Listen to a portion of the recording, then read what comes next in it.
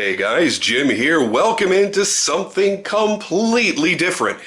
And I do mean wildly, completely different from anything I've ever shown you on my channel prior, and different from anything I've ever had in my personal collection. What we're looking at here is the Burr Knives Buwaya. And I'm hoping I'm pronouncing that correctly. Buwaya. B-U-W-A-Y-A. The reason for such a funky name is because this particular knife maker is out of Poland. And there are some really great knife makers over there. I think the only one that really gets major press in the U.S. Is Jacob with Poltergeist Knife Works. But there are some extremely talented people over there. And I first saw this knife, the prototype for it, being posted on Instagram, and I immediately went nuts.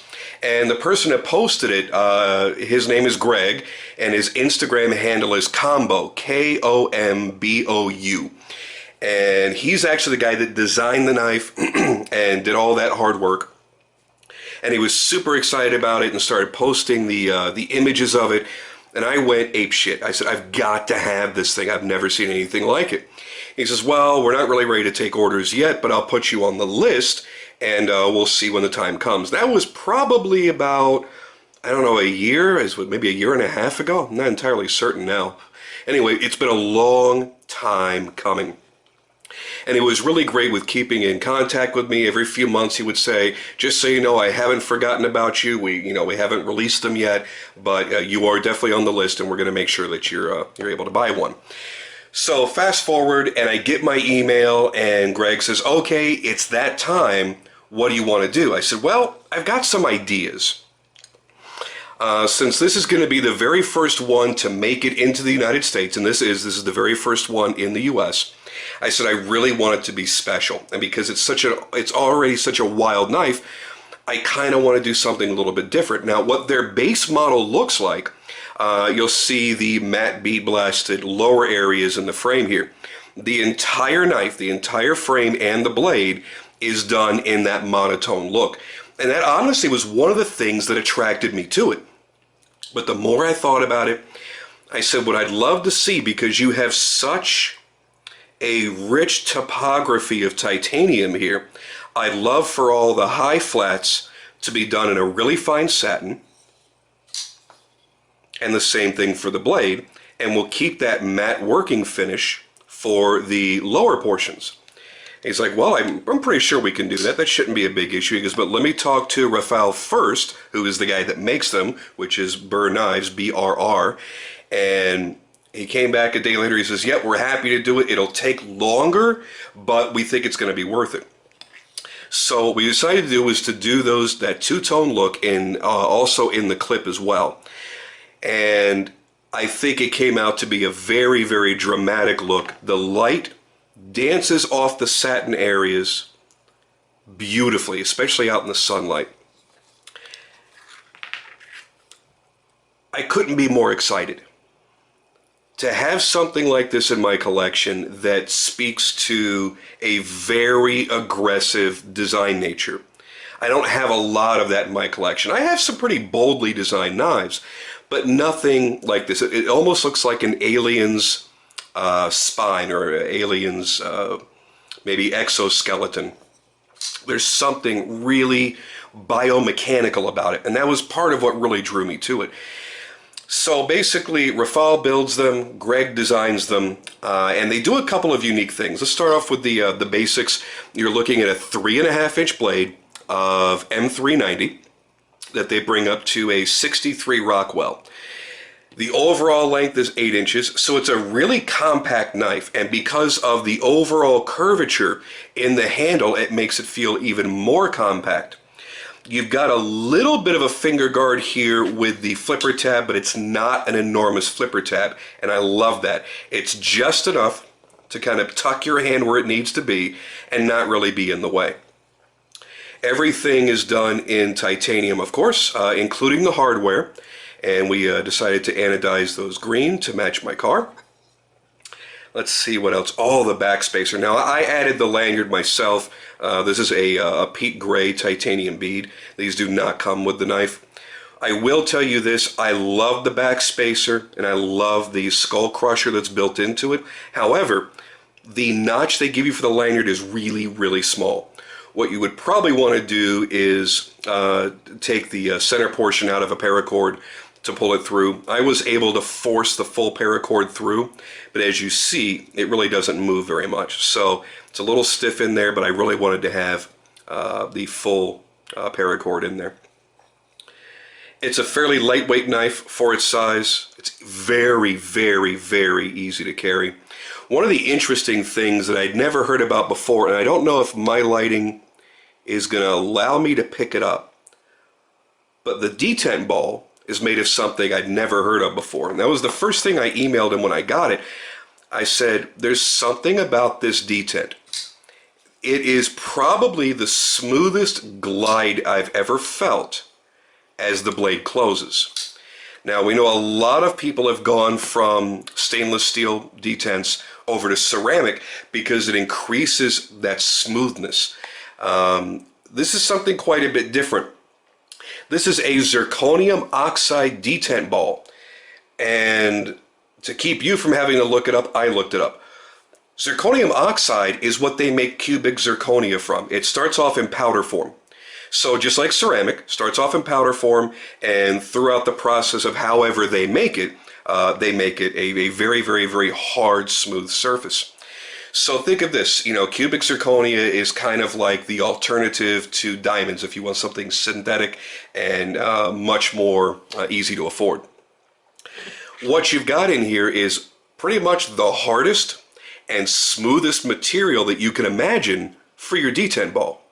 Now, I'm sure other knife makers have used it. I just personally have not seen it, so it was something entirely new to me. And what that did was that gave something very, very smooth for the action. I'm having to give it a little bit more of a jiggle because I don't want to take it out of camera range. I actually brought my camera a little bit too close. But if I do it, you'll see closes very, very smoothly.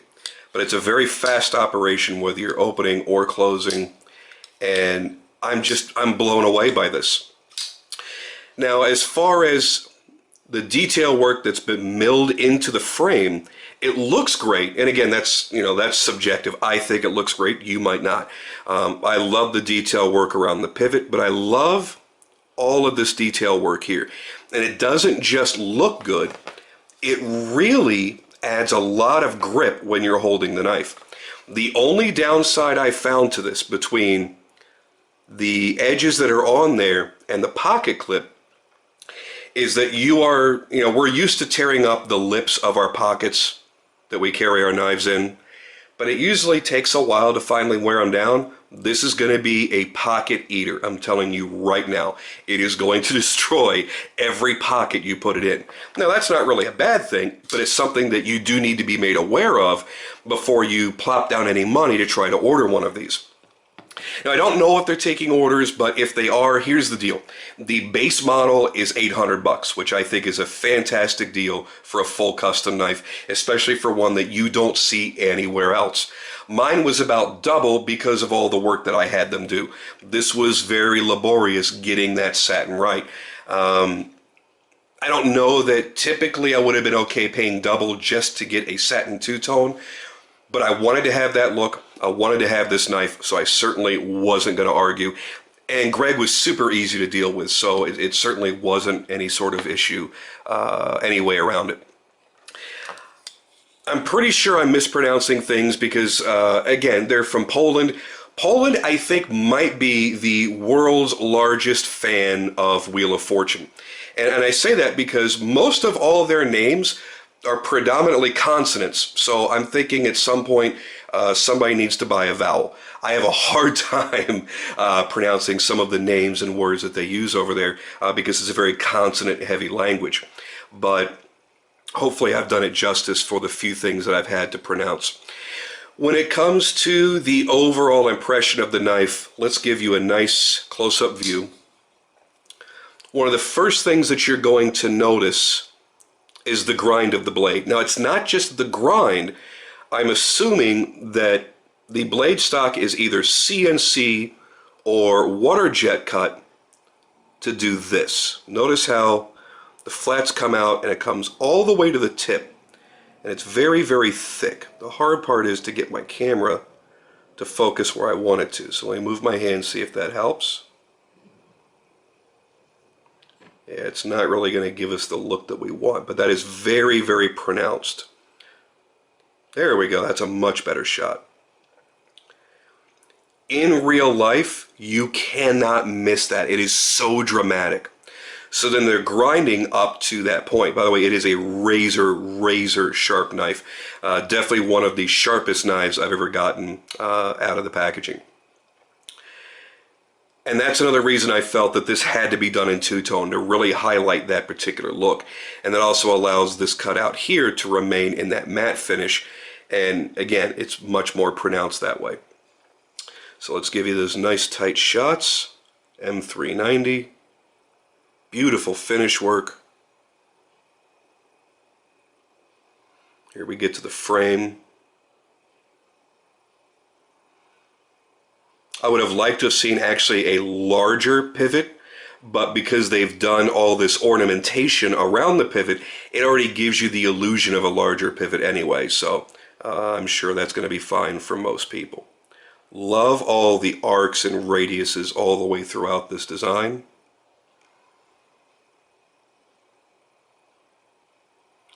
There we see the Burr Knives logo.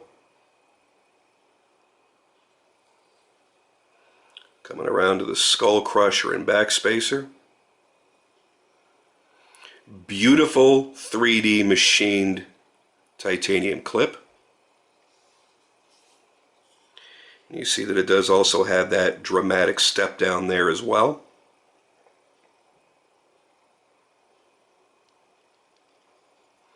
Notice how also the lock bar cutout is a radius. It's not completely straight, so it follows the flow and shape of the entire knife.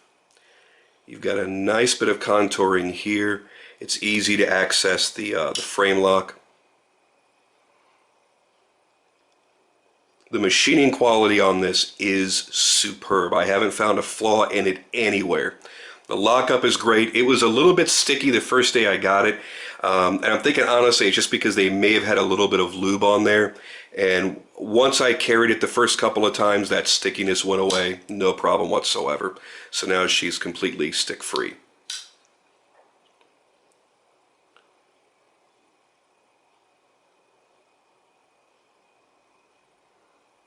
So to say I'm impressed would be an understatement. Every time I've shown this to somebody, they just go, holy shit. And a lot of the people that I end up hanging out with in my everyday life are not knife people at all. So the knife guys that have seen it, of course, they love it because it is so different. It is obviously very clearly custom. But my non-knife buddies are just as enamored with this as they are like my Marfione out the front custom, you know, because it has such a wicked nature to the overall aesthetic that you're just kind of drawn to it even if you don't like knives. And this is the same exact way. When they see it, they can't wrap their mind around it because it's not like anything they've ever seen before. You know, typically they may have seen buck knives or maybe Benchmade knives or something like that, but nothing made on this level. I'm impressed with the overall feel. The blade, like I said, is super crazy, ridiculously sharp. The detent is a little bit light for me, so I gave them that immediate feedback. And I said, listen, everybody's going to be different. There are people that want a soft detent. There are people that want hard detents.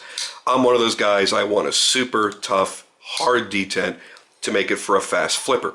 I said, so one of the things you might want to do is just discuss that with your client to see what kind of detent they want. Because they said they have no problem making the detent harder, but I'm certainly not going to send this all the way back to Poland, at least not right now. I'm having too much fun carrying it. And that was the one and only gripe that I had about it. And that was it. The fit and finish is fantastic. The blade steel material is fantastic. The overall balance, the feel of it is amazing. And every time I posted pictures of it on Instagram, people have really been curious about it because all they've seen is a year's worth of pictures on Greg's Instagram account. So they've been waiting for somebody to finally get one in their hands, and see if it feels and performs as cool as it looks. And I'm here to say it absolutely does. Like I said, I don't know if they're taking orders on them, but it doesn't hurt to reach out just to see. And maybe if they're not, they have a future model coming up that you might be able to get on the books for. I'm certainly going to be looking forward to the next knife that they design and they build, because it's wild. It's fucking crazy, as a matter of fact. And it's fun to be excited about that new acquisition. And you tend to be on that honeymoon phase for a while. So it's a good thing. I've had this about 2 weeks now, maybe almost 3 now, and I haven't had the opportunity to make the video. Now I've had a chance to carry it a lot. Now I've had a chance to use it a little bit. And I can tell you, I am every bit as excited today as the day I received it. So if you've ever wondered, are there really great makers outside of the US? Yes. And you do need to explore them. There's some great Italian makers. One of these days I'm going to get to do my Dennis Mira Kiridashi. I got a great little Kiridashi from Dennis Mira. He lives in Italy. Just a fantastic little knife. Obviously we have Gus Cicchini in the down to the south there. And if you really look around, even in my videos, you'll see a lot of South Africans being showcased. There are some amazingly talented people in the world of knife making all around the world. And we, of course, pride ourselves in the US on having some of the finest knife makers that there are, period. But if you're only buying US-made products, you're doing yourself a great disservice, especially if you're a collector and you're looking for variety. I know it can be scary ordering from so far away. If there are any issues, now you got to send it back, and there's the back and forth, and is it going to get lost, and am I paying duties, and this and that. I've been there. A buddy of mine that I sold my Andre de Villiers Butcher, I sold him that knife a little over a year ago. He sent it back to Andre in South Africa to get some extra Timascus inlaid into it and some crazy shit. And when Andre sent it back, poof, fucking disappeared. And that was an expensive ass knife. By the time he was done, he had about $2,000 into it. It's gone, man. So I know it's scary. And I know a lot of times we look at these knives and go, man, I'd love to have that, but is it worth the hassle? Is it worth possibly the expense? I had a knife built for me by an Australian knife maker. And I had one issue with it, and I've got to send it back to him. And honestly, he's been honest and open and cool and told me a year ago to send the damn thing back. It was a pain in the ass. One of these days I'll get around to it and filling out the customs form, and I have to take the blade out because you cannot ship a completed knife to Australia. So I have to take the blade out of it and ship him the frame. So I just haven't gotten around to doing it. So I understand the trepidation that's there. But what I'm telling you with these guys is, you're going to get a damn perfect knife out of the box. You're going to get something wildly unique that you've never seen before, that you've never handled before, and that none of your friends have. Sometimes that's worth it just for that. To be able to go to that knife gathering, and it's not about showing off, but it's about going to that knife gathering and bringing something that other people haven't been exposed to. They're going to bring cool shit that you haven't played with and you haven't seen. Now you get a chance to do the same. Listen, it's great to walk in with a really nice Sebenza or, some really cool Pohan Lu or something like that, but those are knives that possibly your other knife collector buddies might have. Do they have a Buwaya? Oh, hell no! That was my sassy. I was actually shaking my finger behind the camera as I said that. You just didn't get the benefit. So it's fun to do that, to have something wildly unique. And maybe turn your friends onto something that they had never once considered before. So there you have it, guys. There is my little presentation on this, what I feel is an amazing little knife. If you get the chance to get one, even on the secondary market, whenever that time comes, definitely do it. I kind of want to carry it right now just because I'm playing with it so much. I want to take what do I have in my pocket anyway? What's going on here? Oh yeah, So I want to take this out of my pocket. You guys have seen the video on that. And carry this just because I've been playing with it. And it's an addictive feeling. To feel the smoothness of that detent.